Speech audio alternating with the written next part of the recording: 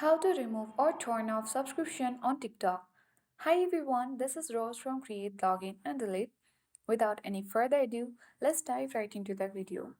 To remove or turn off subscriptions on TikTok, launch TikTok app on your device. Make sure to log into your account. Now tap profile icon at bottom right corner of the screen.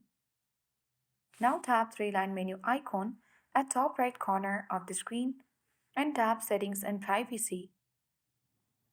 Scroll down and tap Report a Problem under Support and About section. Once it gets loaded, tap Subscription option and after that you will get option of Manage your subscription. Simply you have to tap there and you will get the option in order to turn off subscription or cancel subscription on TikTok.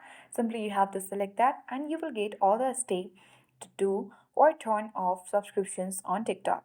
So that is how we remove or turn off subscription on TikTok. Hope this video helped you.